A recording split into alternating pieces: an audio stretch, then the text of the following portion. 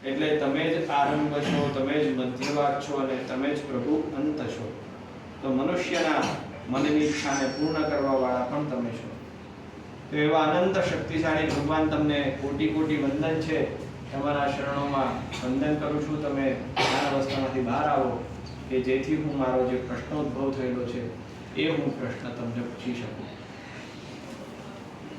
ભગવાને આટલી સુંદર મજાની સ્તુતિ સાંભળી, પોતે કમલને ખોલ્યા અને નારદ મુનિને પોતાની સામે ઊભા રહેલા જોઈ પ્રશ્ન પૂછ્યો કે કિમર્થમ આગતોસી ત્વમ કિમ તે મનસી વર્તતે કથયસ્વ મહાભાગ તત્સર્વં કથયામિતે.